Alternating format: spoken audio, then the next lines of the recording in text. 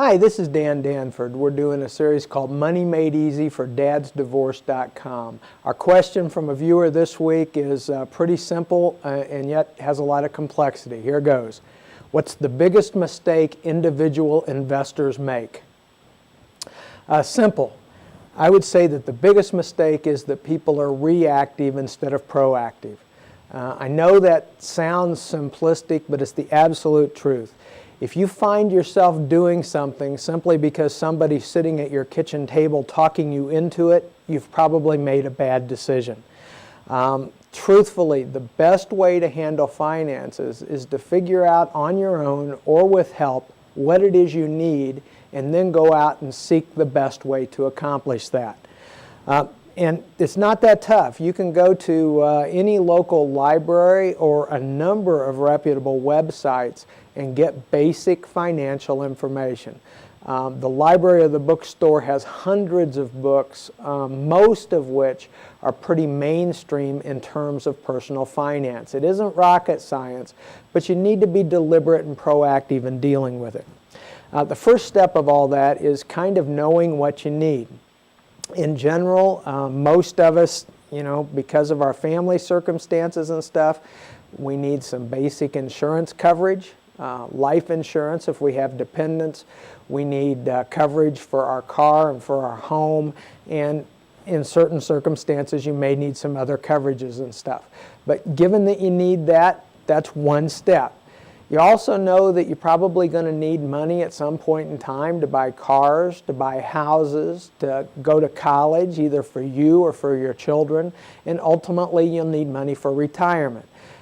The key to all that is, once you've identified those particular needs or any needs that are special to you and your family, then you can go about figuring out the right things to do for them. And again, that's not that hard either. If you identify a need, you're going to need to replace an automobile, say, in a year from now. And in order to do that, you're going to need a $5,000 down payment. Once you've identified the need and the cost, then you can start setting aside money in order to do that. $500 a month times 12 months is $6,000. You've covered the $5,000 you need for a down payment.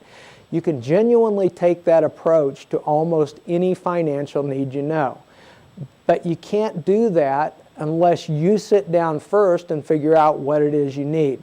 Now the problem is there are going to be a lot of people who are going to approach you and they're going to say, let me tell you what you need and then let me tell you how to accomplish that.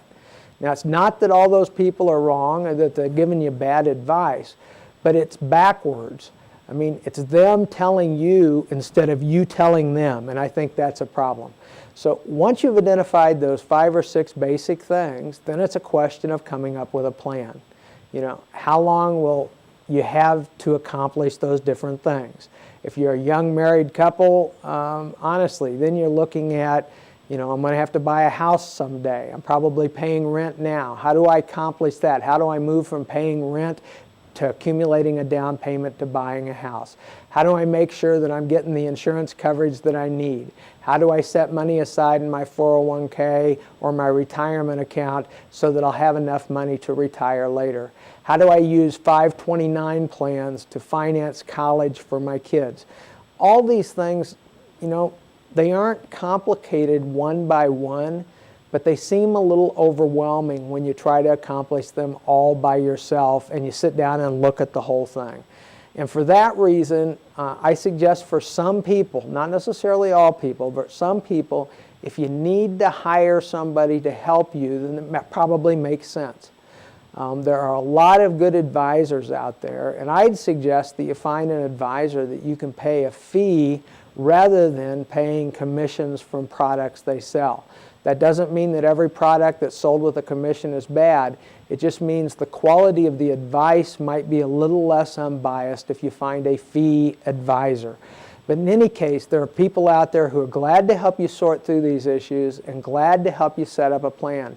And it doesn't need to be expensive and it doesn't need to be long term. But the key to the whole thing is to be proactive. You take the initiative. You figure out what it is you need, and then you figure out the steps to accomplish that. And if you need advice or help, there are people out there who can help you, but only after you've been proactive enough to figure out what you need.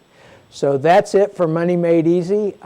Big key step to anybody's personal financial success is to be proactive. Figure out what it is that you need and then set about doing what's necessary to accomplish those needs. That's it for another episode of Money Made Easy. I'll talk to you next week. Thanks.